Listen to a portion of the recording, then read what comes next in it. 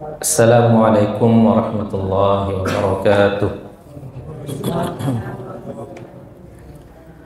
Alhamdulillah, nahmaduhu wa nasta'inuhu wa nastaghfiruh wa na'udzu billahi min syururi anfusina wa sayyiati a'malina. May yahdihillahu fala mudilla lahu wa may yudlilhu fala hadiya lahu. Asyhadu an la ilaha illallah wahdahu la syarika lah wa asyhadu anna Muhammadan abduhu wa rasuluh. Allahumma salli ala Muhammadin wa ala alihi wa ashabihi wa man tabi'ahum bi ihsanin ila yaumiddin, amma ba'd. Bapak Ibu jamaah Masjid Al-Mubarak Trika, semoga senantiasa diberikan keistiqomahan oleh Allah Subhanahu wa taala. Puji syukur tak terhingga tentunya kita limpahkan, kita panjatkan kepada Allah Subhanahu wa ta'ala atas segala karunia dan kenikmatan yang Allah berikan kepada kita semua. Salawat dan salam semoga pula senantiasa kita kirimkan kepada Rasulullah sallallahu alaihi wasallam serta para keluarga beliau dan para sahabat-sahabat beliau. Ya Bapak Ibu, azani Allah wa iyyakum. Sebagaimana yang disampaikan tadi, sebelum kita mencontohkan atau mempraktekkan terkait tentang hal-hal atau tata cara sujud sahwi, begitu juga dengan sujud tilawah, maka terlebih dahulu kita tuntaskan pembahasan tentang sujud. Dan masih ada satu pembahasan, yaitu sujud syukur, ya. Al-mas'alatus sadisah. Yustahabbu liman waradat alaihi ni'mah. Jadi adanya sujud syukur itu dianjurkan ketika siapa saja yang mendapatkan nikmat, ya, au dufi'at anhu naqamah, atau dijauhkan dari musibah, au busyira ma bima yasurruhu ay yakhirra sajidan lillah, ataupun ia mendapatkan kabar gembira. Dari kesemua itu maka dianjurkan untuk bersujud sebagai bentuk syukur kepada Allah Subhanahu wa ta'ala.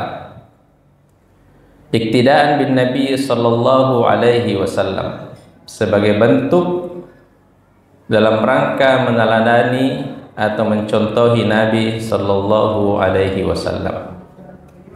Bapak Ibu yang dirahmati Allah Subhanahu wa taala. Jadi tidak ada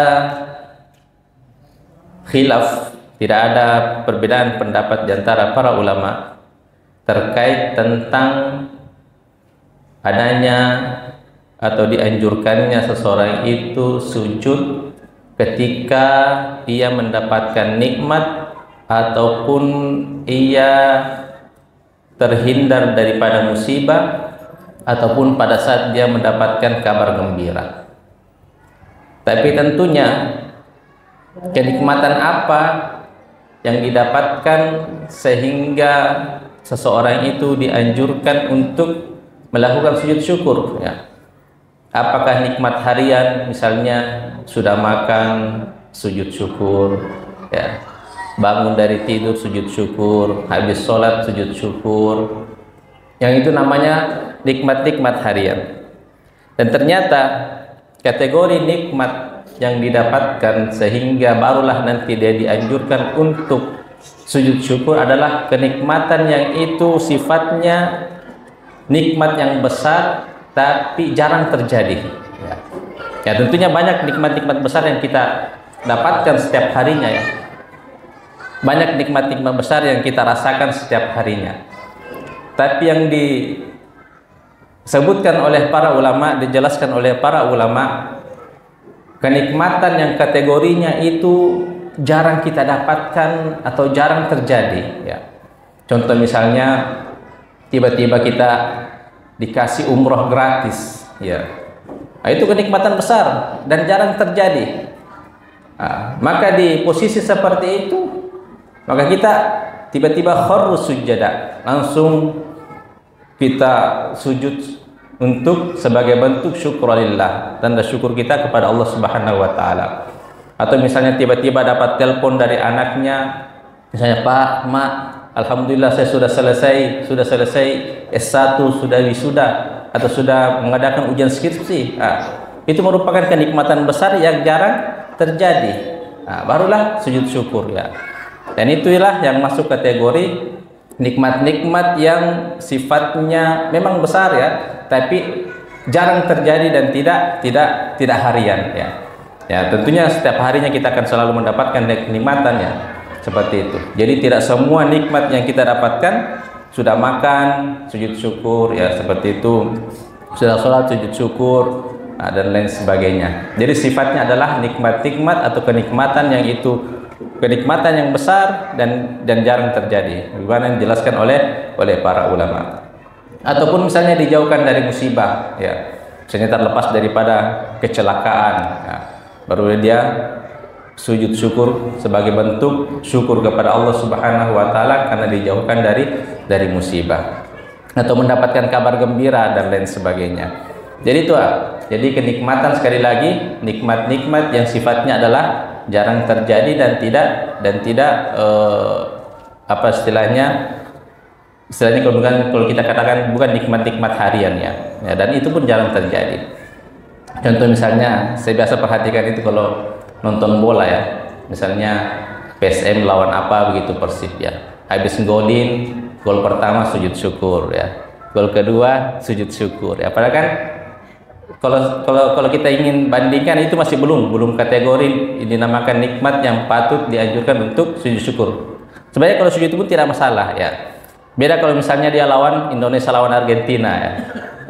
Indonesia lawan Argentina gol kan, susah itu digolin Argentina ya. Kalau gol barulah sangat pantas untuk diselebrasikan atau dirayakan dengan sujud syukur ya, seperti itu. Contohnya seperti itu. Ya. Kemudian wala yushtaratu fiha istiqbalul qiblah ya. Dan tidak dipersyaratkan ketika kita sujud syukur itu tidak dipersyaratkan untuk menghadap ke kiblat. Ya, misalnya tiba-tiba mendapatkan nikmat, diberitahukan mendapatkan kabar gembira. Nah, tiba-tiba dia langsung merebahkan badannya untuk sujud tanpa harus mencari dulu mana kiblat. Nah, walakin in istaqbalaha fa huwa afdal. Tapi bila mana dia menghadap ke kiblat, maka tentunya itu lebih utama. Ya. Jadi ini seperti kemarin yang kita jelaskan terkait tentang sujud tilawah ya. Jadi bila mana sujud tilawah dan sujud syukur itu kita memilih pendapat bahwasanya sujud tilawah dan sujud syukur itu tidak mengambil hukum salat, maka tidak diharuskan bersuci, tidak diharuskan menghadap ke kiblat, langsung saja kita ketika baca sujud tilawah ayat-ayat sajadah langsung saja melakukan sujud. Begitu juga ketika kita mendapatkan kenikmatan, mendapatkan kabar gembira tanpa harus menghadapkan badan ke arah ke kiblat, maka langsung merebahkan badan untuk melakukan sujud ya. Tapi tentunya bila mana kita mencari atau menghadap ke kiblat fahuwa afdal, maka itu lebih utama.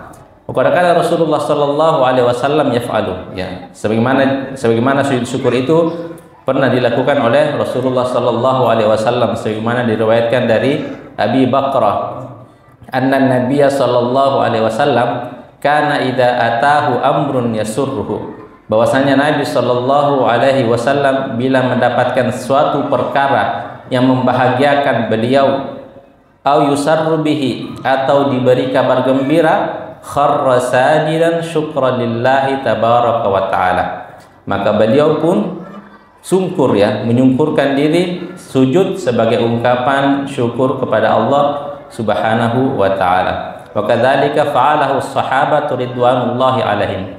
Dan begitu juga yang diamalkan oleh para sahabat. Jadi Nabi sallallahu alaihi wasallam pernah mencontohkan sujud syukur bila mana beliau mendapatkan kenikmatan atau mendapatkan kabar gembira, maka beliau langsung menyungkurkan dirinya sebagai bentuk syukur kepada Allah Subhanahu wa taala.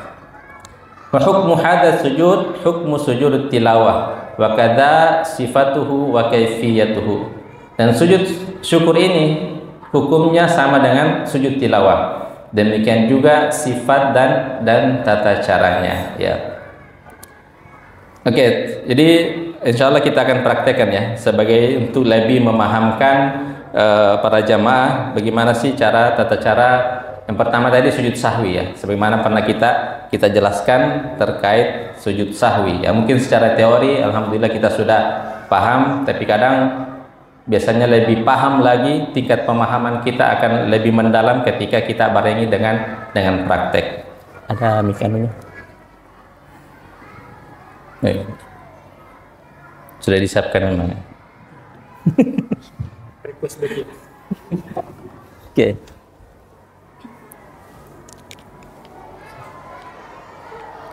Tes. Ya. Jadi jamaah sekalian, sebagaimana yang kita jelaskan pada saat kajian terkait tentang sujud sahwi ya, bahwasanya sujud sahwi itu adalah sujud yang dilakukan di akhir sholat ketika kita menemukan kekeliruan pada sholat kita, baik itu ada tambahan rakaat maupun ada kekurangan rakaat maupun ada wajib-wajib atau rukun-rukun sholat yang kita tidak kerjakan. Contohnya misalnya tadi ada penambahan rakaat 5. Misalnya saya memulai daripada sujud di rakaat keempat, contoh ya, rakaat keempat.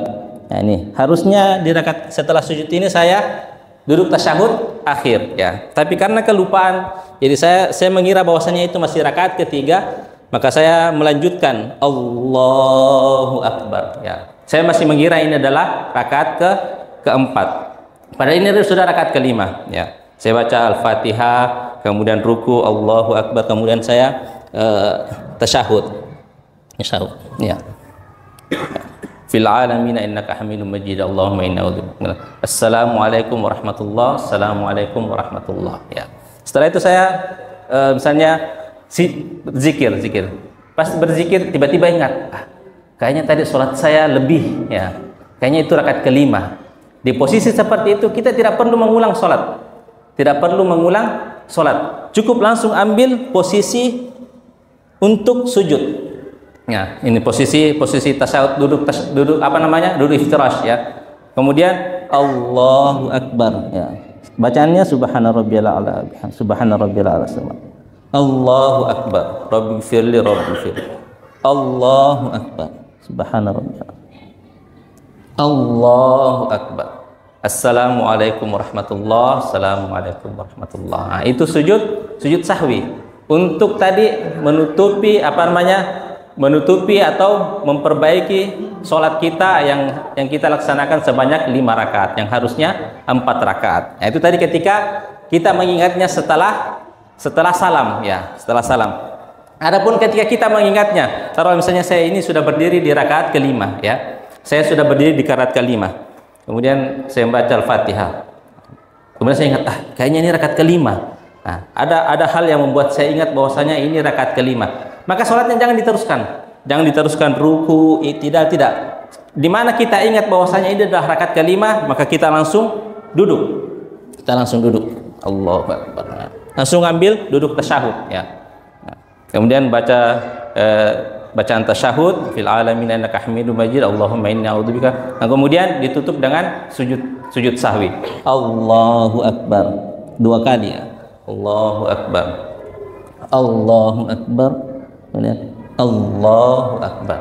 Nah, tanpa harus tasyahud lagi, langsung Assalamualaikum warahmatullahi. Assalamualaikum warahmatullahi, seperti itu. Ya. Karena misalnya tadi yang contoh yang pertama ya, misalnya kita lagi berjamaah, kemudian sudah salam, kemudian ternyata jamaah ribut bahwasanya kita tadi kayaknya imamnya 5 rakaat ya, dan jamaah tidak ada yang mengingatkan. Nah, misalnya imam sudah menghadap ke jamaah ya, Nih, kemudian diingatkan, Ustaz, tadi rakaatnya lebih 5 rakaat. Oh betul ya, betul. Nah, langsung menghadap ke kiblat kembali, Nah, semua jamaah juga mengambil posisi duduk iftirash untuk melakukan sujud sahwi sebanyak 2 kali dan langsung ditutup dengan salam. Ya, seperti itu kalau ada kelebihan ya, ada kelebihan. Ataupun misalnya Ya, ini masih kasus pertama, masih ada kaitannya kasus pertama. Misalnya Allahu Akbar, ya. Kemudian Allahu Akbar, dia ruku. Ya. Kemudian tidak Allahu Akbar, karena dia sholatnya sambil menghayal, dia ruku lagi. Allahu Akbar. Tapi dia ingat, kayaknya ini rukun kedua. Dia sudah ruku seperti ini, kemudian sudah sujud. Allahu Akbar. Nah, bila mana dia sudah melakukan gerakan ruku, meskipun dia ingat bahwasanya harusnya sujud, dia tetap menutup nanti dengan sujud sahwi. Karena kenapa? Dia sudah melakukan tadi gerakan ruku yang harusnya dia langsung sujud seperti itu ya. Ataupun misalnya Allahu Akbar ya. Kemudian dia duduk tasyahud, duduk di antara dua sujud, Allahu Akbar. Kemudian dia sujud lagi, Allahu Akbar. Kemudian dia harusnya bangkit, tapi dia masih mengira bahwasanya duduk di antara dua sujud, Allahu Akbar. Ya. Allahu Akbar. Nah, karena dia sudah melakukan, meskipun kadarnya sebagaimana kita sebutkan kemarin, selama ketika kita duduk istirahat. Nah, itu semua hal yang membuat kita sujud sahwi. Itu karena ada kelebihan. Tadi ada kelebihan rakaat, kemudian ada kelebihan rukun ya, atau wajib sholat. Nah, bila mana ada kekurangan ya, sebagaimana pernah Nabi SAW sholat asar itu 3 rakaat ya, sholat asar 3 rakaat ya. Kemudian sudah taruhlah misalnya duduk sudah ini tasyahud akhir, tapi para sahabat tidak ada yang menegur beliau ya, karena segan. Ya, para sahabat kan masih mengira bahwasanya bisa jadi ada perubahan sholat dan lain sebagainya, makanya tidak ditegur. Dan itu sering terjadi ketika Nabi ada kekeliruan sholat, entah penambahan rakaat atau kekurangan rakaat, itu tidak ditegur oleh sahabat. Nanti selesai sholat barulah sahabat bertanya. Nah, ini kekurangan rakaat. Harusnya Nabi masih berdiri 1 rakaat lagi, tapi di sujud di rakaat ketiga Nabi singgah ya. Mungkin Nabi mengira itu sudah rakaat keempat. Assalamualaikum. Dan Nabi meninggalkan tempat sholatnya, menuju ke rumahnya. Tapi ada sahabat yang menyusul beliau dan mengatakan, ya Rasulullah, apakah sholat itu dikurangi rakaatnya atau dikasar? Nah, makanya Nabi kembali. Maka ketika Nabi kembali, maka Nabi pun berdiri untuk mengambil rakaat keempat, dan para jamaah semua ikut berdiri untuk mengambil rakaat keempat. Ya, rakaat keempat. Kemudian setelah itu sholat sebagaimana biasa, dan sampai di tasyahud akhir,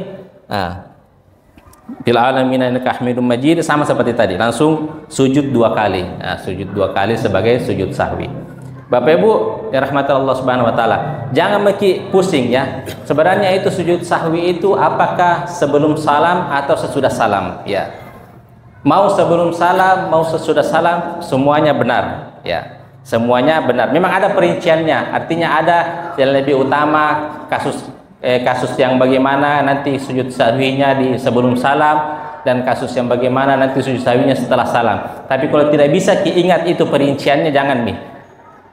Atau kita langsung saja semua kita ratakan, kasus apapun itu, mau penambahan rakaat, mau pengurangan rakaat, maka sujud sahwinya laksanakan sebelum salam ya. Setelah membaca fil alamin innaka hamidum majid, sujud 2 kali, kemudian assalamualaikum ya. Kecuali tadi kalau misalnya lebih ya, tentunya lebih, dan nanti kita ingatnya setelah salam ya, tidak perlu menambah lagi 1 rakaat, cukup langsung mengambil posisi untuk melaksanakan sujud sahwi ya, seperti itu ya.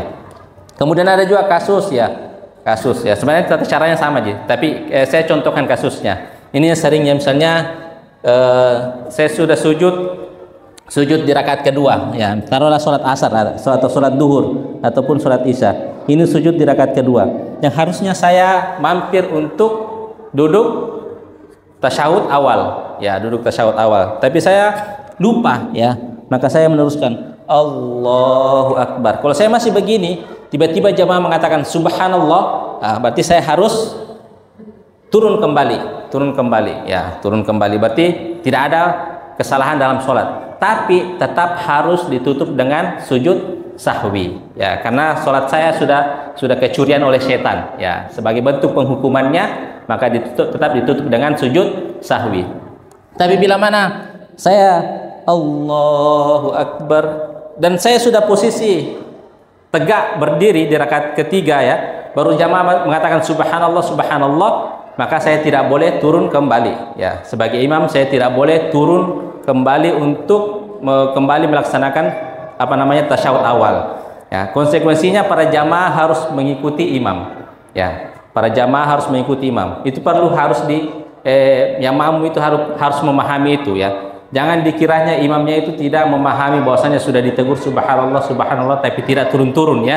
Nah, jangan. Makmum yang harus mengikuti imam karena imamnya sudah berdiri dalam keadaan tegak ya, dan itu sudah rukun, dan rukun tidak boleh digugurkan hanya ingin melaksanakan wajib sholat, yaitu duduk tasyahud awal, dan ini sering kita ulang-ulang.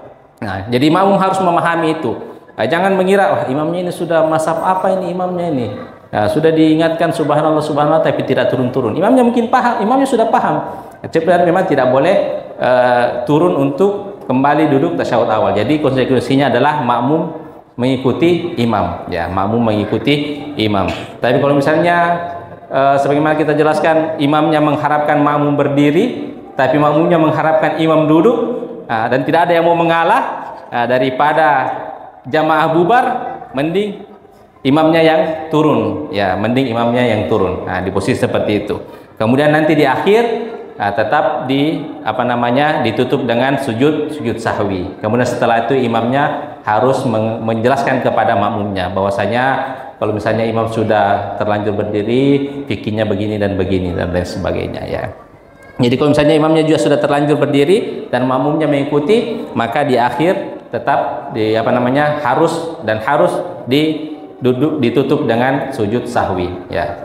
Sekali lagi, mau sujud sahwinya sebelum salam atau mau sujud sahwinya setelah salam, insya Allah semuanya benar ya.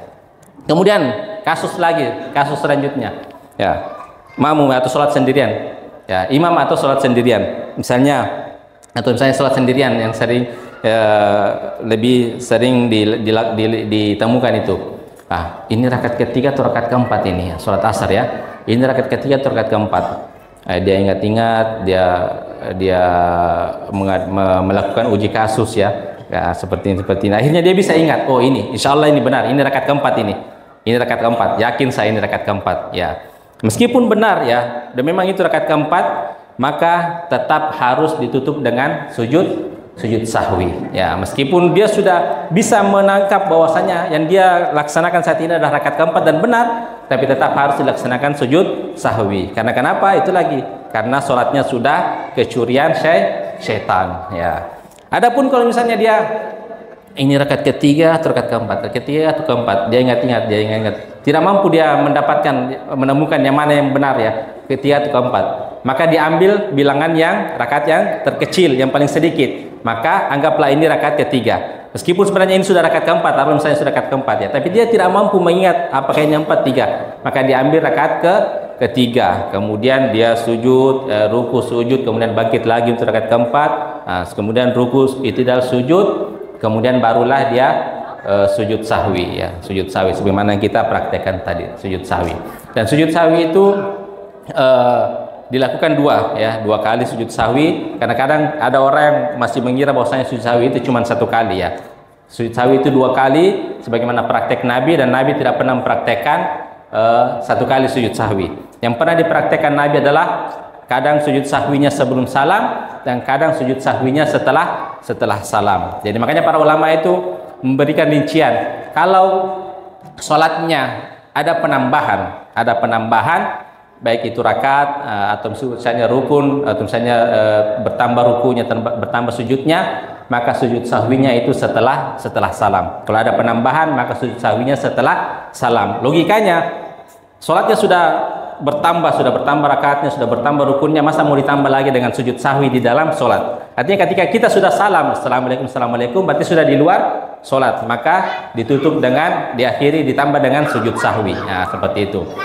Kalau misalnya ada pengurangan, maka sujud sahwinya sebelum salam ya. Jadi ada penambahan sujud sahwinya setelah salam, ada pengurangan sujud sahwinya sebelum salam.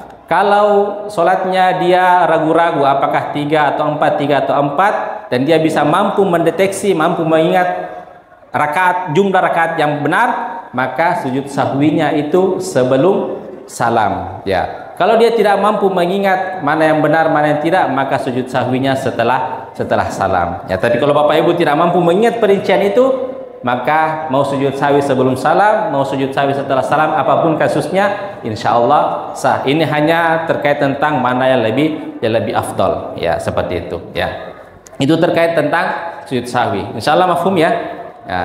Ya. Kalau tadi misalnya kasusnya kayak Rasulullah itu sholat duhurnya 3 rakaat, kemudian diingatkan, terus kan dia kan menambah 1 rakaat. Ya. Apakah pada saat menambah itu dia takbiratul ihram? Ya, ya oke. Misalnya sudah 3 rakaat ya, Nabi cuma sampai melaksanakan sholat asar itu 3 rakaat, ya harusnya 4 rakaat. Sudah salam, sudah meninggalkan tempatnya, kemudian diingatkan oleh sahabat. Ketika berdiri lagi, karena kan sudah salam itu, sudah di luar salam, maka untuk menambah rakaat 1 rakaat lagi, berarti Nabi harus memasuki sholatnya lagi, maka dimulai lagi dengan takbiratul ihram. Ya, dimulai lagi dengan takbiratul Allahu Akbar ya. Kemudian setelah itu menambah 1 rakaat ya. Barulah nanti setelah itu melakukan sujud sahwi ya, 2 rakaat itu. Seperti itu ya. Kecuali tadi kalau misalnya yang 5 rakaat itu.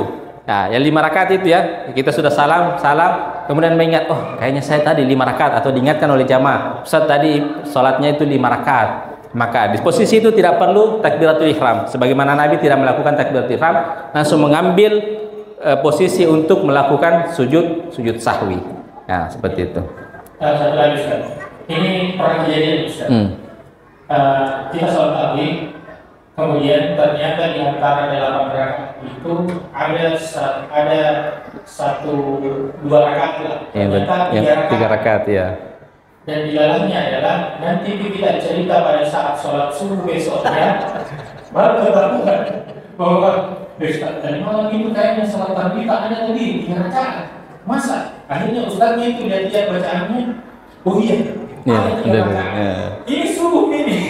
Padahal sholat tarawihnya tadi malam. Apakah masih disyariatkan untuk sujud sahwi? Sudah tidak disyariatkan sujud sahwi ya. Jauh sekali nih jedahnya. Sudah jauh, apalagi sudah bermalam semua. Itu sudah tidak ada pensyariatan sujud sahwi. Insyaallah itu ma'fun ya, dimaafkan ya. La yukallifullahu nafsan illa wus'aha. Ya, seperti itu. Ya. Kemudian sujud tilawah. Ya. Kalau sujud tilawah dalam sholat kan sudah paham semua ya, karena sering dilakukan ketika subuh Jumat ya. Bagaimana kalau misalnya di luar sholat? Misalnya kita lagi mengaji, kemudian ayat yang dia lewati ayat sajadah ya. Taruh misalnya di surah Nur ya, atau surah Al-Hajj. Ya ayyuhalladzina amanu ruk'u wasjudu wa'budu rabbakum waf'alul khaira la'allakum tuflihun. Dia lihat, oh ini ayat sajadah. Nah, dia letakkan, langsung kemudian sujud Allahu Akbar. Sajadah wajhi atau subhana rabbiyal a'la atau sajadah wajhi kemudian Allahu Akbar. Cukup 1 kali saja. Itu bagi yang mengikuti mazhab bahwasanya sujud tilawah itu tidak memakai hukum sholat ya.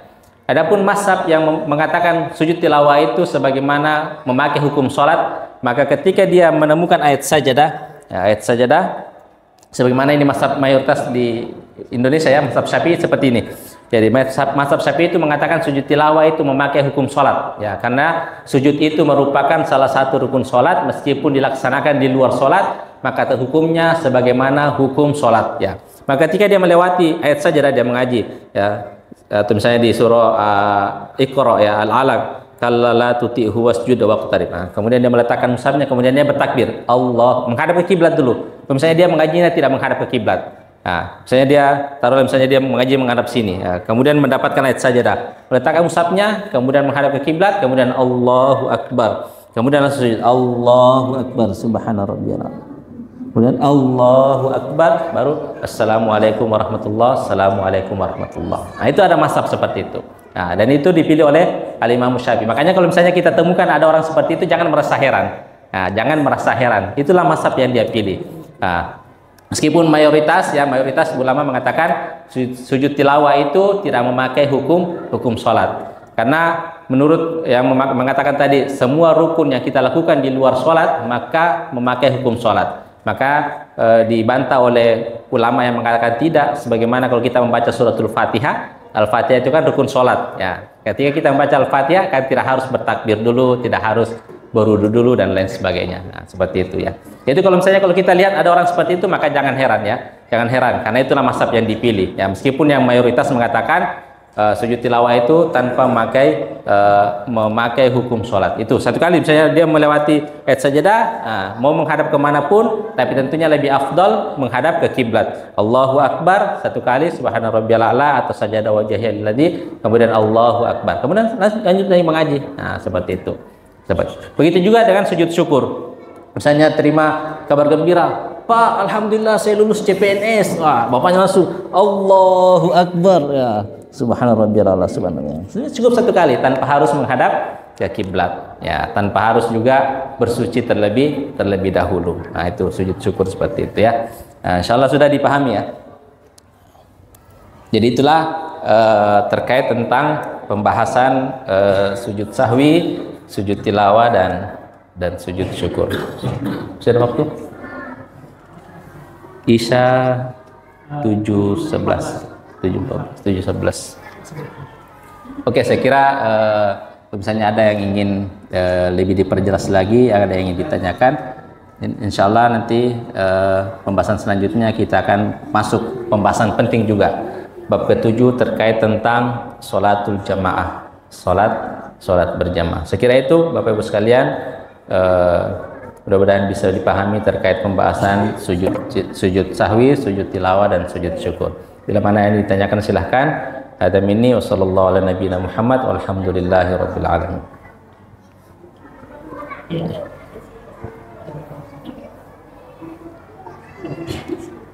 Ya, langsung saja. Tadi yang kalau misalnya sudah 2 rakaat, harusnya kan sehingga saya sholat tasyahud, ya, tasyahud awal. Kalau sudah 2 rakaat harusnya singkat tayatul tasyahud awal.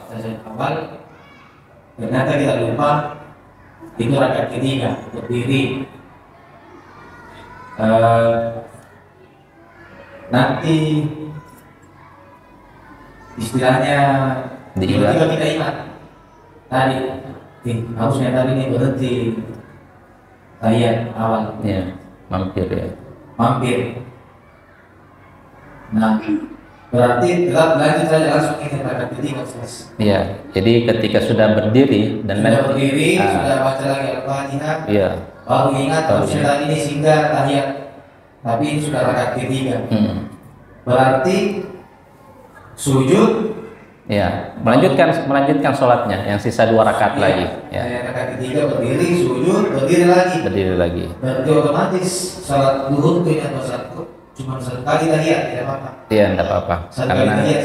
Karena sudah terlanjur berdiri dan tidak perlu kembali untuk melaksanakan tasyahud awal. Ya. Tidak ada tahiyat awalnya. Ya. Tahiyat akhir. Maka penyempurnaannya dengan sujud sahwi. Ya. Ya. Meskipun belum membaca suratul Fatihah, ya, misalnya pas langsung berdiri tegak, tiba-tiba ingat, harusnya tadi saya mampir duduk tasyahud awal. Tidak perlu. Saya pikir harus tetap dulu tahiyat awal, Ustaz. Tidak perlu. Iya. Ya, masih ada lagi jamaah yang ingin bertanya? Ustaz, bagaimana kalau ada orang lupa bacaan, misalnya dia ruku, tapi dia tidak lupa bacaan ruku. Ya. Atau misalnya dia memilih pendapat bahwa membaca surah Al-Fatihah itu wajib bagi walaupun dia sebagai makmum, ternyata di rakaat ketiga itu dia lupa. Atau rakaat keempat dia tidak baca Al-Fatihah. Itu seperti apa? Apakah dia menambah 1 rakaat kemudian dia disyariatkan untuk sujud sahwi atau seperti apa? Ya. Yang perlu saya ulangi kembali, tegaskan lagi. Yang terkena pelanggaran sujud sahwi itu hanya imam dan ketika sholat sendirian. Imam dan sholat sendirian. Jadi ibarat kalau kita lagi naik mobil ya, naik mobil angkot misalnya atau naik mobil bus ya, mau kemanapun supirnya ya kita turut saja ya, kita manut saja ya. Meliwagiga otoe, apakah lewat daripada harusnya sudah sampai tapi ternyata supirnya salah jalan dan akhirnya melewati jalan yang harusnya disinggahi ataupun tidak, kita kan jamaah ikut saja ya, siapa penumpang ikut saja ya. Mau singgah di mana singgah makan supirnya ya, kita penumpang ikut saja. Seperti itu halnya ketika kita berjamaah, bermakmum ya. Maka yang kena tadi pelanggaran untuk diharuskan sujud sahwi itu adalah imam dan ketika kita sholat sendirian. Contoh misalnya ya, seperti tadi disebutkan, bila mana kita sholat asar atau sholat duhur ya, misalnya makmumnya di rakaat ketiga itu menghayal, ya, tidak membaca suratul Fatihah, tiba-tiba orang ruku, ya, tiba-tiba orang ruku. Kalau dia posisinya sebagai makmum, maka bacaannya itu sudah diwakilkan oleh imam, diwakilkan oleh imam. Dan jangan nanti imamnya assalamualaikum, assalamualaikum, dia sujud sahwi sendirian, tidak, tidak ada pensyariatan sujud sahwi bagi makmum kecuali kalau imamnya sujud sahwi. Ya, seperti itu ya, seperti itu. Bahkan makanya sebagaimana yang kemarin dijelaskan, jadi semua kesalahan-kesalahan yang mengharuskan sujud sahwi itu dibebankan oleh imam, ya, dibebankan oleh imam. Kalaupun misalnya makmumnya nanti lupa membaca, kecuali kalau lupa, kalau tapi sengaja, maka sholat makmumnya itu batal. Ibaratnya dia lompat dari mobil, penumpang yang lompat dari mobil pada saat mobilnya masih jalan. Ya. Kalau misalnya dia lagi ruku, tiba-tiba dia ingat ya, dan dia memang sengaja tidak mau baca, pokoknya tidak ada yang dia mau baca selama sholat, pokoknya ikut saja imam, maka dia yang orang sholatnya istilahnya kosong lah, batal seperti itu. Kecuali kalau misalnya memang tidak sengaja, dia harusnya ruku, ketika ruku harusnya baca bacaan ruku, tapi karena menghayal dan lupa membaca, maka tidak harus mengulangi atau tidak harus menutupi dengan sujud sahwi sendirian. Nantilah imam, pokoknya kesalahan-kesalahan itu nanti dibebankan pada imam. Kalau imamnya sujud sahwi, maka jamaah itu meskipun jamaahnya tidak keliru, jamaah tetap harus mengikuti imam untuk sujud sahwi. Begitu juga kalau misalnya makmum ya, makmumnya masbuk. Misalnya makmumnya masbuk ini ya, makmumnya masbuk nanti masuk di rakaat ketiga atau di rakaat keempat. Ternyata ada kekeliruan yang pernah dialami imam di rakaat kedua atau di rakaat ketiga. Maka makmumnya ini yang tidak melakukan kesalahan itu, tidak ikut, pokoknya tidak hadirlah pada saat imam melakukan kesalahan. Tapi ketika di akhir sholat imamnya sujud sahwi, maka wajib bagi makmum untuk ikut sujud sahwi. Pokoknya makmum itu insya Allah sholatnya selalu akan sah ya, di mata malaikat, karena yang dibebankan itu adalah imam. Ya, imam. Saya kira itu. Ya Allah.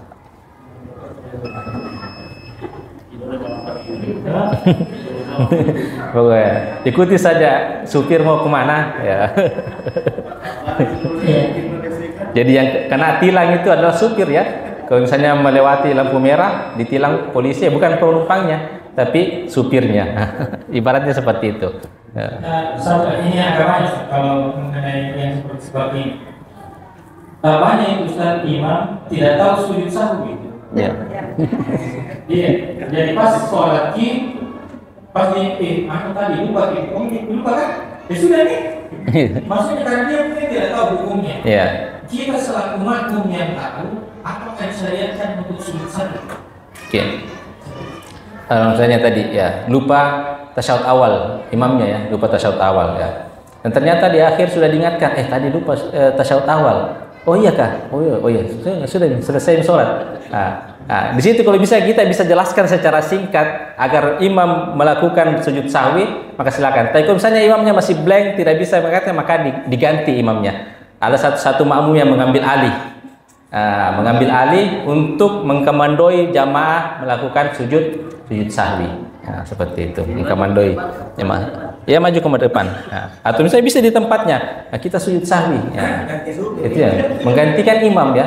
Ganti supir ya, betul. Ganti supir. Seperti itu. Jadi kalau bisa dijelaskan secara imamnya, sujud sahwi begini secara singkat ya. Kalau bisa dilakukan oleh imam, alhamdulillah. Tapi kalau tidak bisa, maka dikomandoi oleh satu jamaah ya untuk menyempurnakan sholat yang tadinya ada kekurangan. Seperti itu. Allah Ta'ala. Iya, karena sering begitu Ustaz. Mungkin karena supirnya ada sininya, atau sini si tembak. Tidak tahu orang-orang buat. Baik, silakan bagian yang bertanya. Ibu. Jarang jadi imam. Tapi lebih sering sholat sendirian dan pasti banyak menghayal kalau sholat nih. Lebih sering pasti duduk rakaatnya ibu-ibu ini rakaat ketiga atau rakaat keempat ini. Sujud sawi, ibu-ibu sujud sawi, imamnya tidak. Wah, Iya betul tak? Sujud tilawah. Sujud tilawah. Jadi imamnya itu pada saat Jumat subuh, membaca surah sajadah. Belum sampai ayat sajadahnya, nggak lupa imamnya, tidak apa sambungannya. Jadi ini bukan dilakukan Iya. kejadian betul ini. Di masjid ya. Di masjid sini. Jadi namanya lupa. Baru tiba imam keskinya ruku imamnya. Pengertiannya ibu-ibu di Nah kira sujud tilawah. Ini sujud tilawah. Jadi mereka langsung sujud. Itu bilangnya imamnya bilang sami Allah.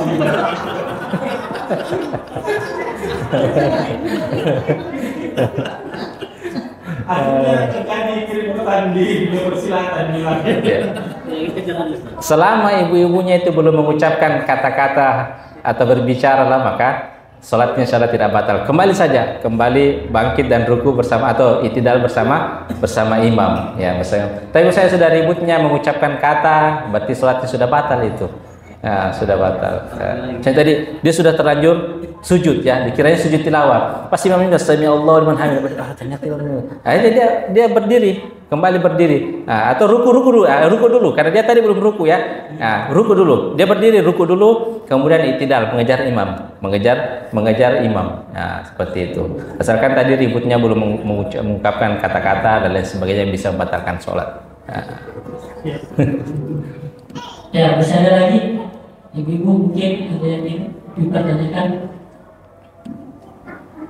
Ya, mungkin sudah ada Ustaz. Ya. Ya, mungkin masih seperti itu. Ya. Jadi Bapak Ibu rahmati Allah Subhanahu wa taala. Jadi insyaallah sebagaimana kita jelaskan sebelumnya bahwasanya bila mana kita memperbanyak sujud kepada Allah Subhanahu wa taala ya, tentunya sujud yang disyariatkan seperti sujud tilawah atau sujud syukur, maka itu diantara keutamaannya adalah insya Allah memasukkan kita ke dalam surga ya. Karena hal itulah yang tidak dilakukan oleh syaitan. Makanya syaitan itu ketika melihat kita sujud, ketika kita baca ayat sajadah yang memerintahkan kita untuk sujud, kemudian kita sujud, maka sebagaimana hadis Nabi mengatakan, syaitan itu pergi menyendiri ya, meminggir. Kemudian dia mengatakan, celakalah saya, cucu Adam, anak Adam disuruh untuk sujud, mereka bersujud, dan saya ketika disuruh bersujud, saya tidak bersujud ya. Dan kemudian juga yang menjadikan posisi kita lebih dekat kepada Allah Subhanahu wa taala adalah pada saat kita sujud ya. Kita merendahkan betul diri kita di hadapan Allah Subhanahu wa taala dan meletakkan anggota tubuh yang paling berharga dalam diri kita, yaitu kepala ya. Kita menempatkannya di tanah paling bawah, itu sebagai bentuk kita menyembah Allah Subhanahu wa taala. Dan itulah menjadikan kita posisi aqrabu ma yakunul abdu inda rabbih fa huwa sajidun. Ya, posisi keadaan di mana kita paling dekat dengan Allah Subhanahu wa taala adalah ketika kita bersujud. Makanya ketika kita mengaji dan melewati ayat-ayat sajadah, maka kita jangan malas untuk melakukan sujud tilawah. Saya kira itu Bapak Ibu yang dirahmati Allah Subhanahu wa taala, dan insyaallah pada pertemuan selanjutnya kita akan membahas terkait salah satu juga bab penting adalah yaitu terkait tentang sholat berjamaah, baik itu keutamaannya, hukum-hukumnya, dan hal-hal yang terkait tentang sholat berjamaah. Saya kira itu. Sallallahu alaihi nabiyina Muhammad walhamdulillahi rabbil alamin. Subhanakallahumma bihamdik, asyhadu an la ilaha illa anta, astaghfiruka wa atubu ilaik. Assalamualaikum warahmatullahi wabarakatuh. Waalaikumsalam.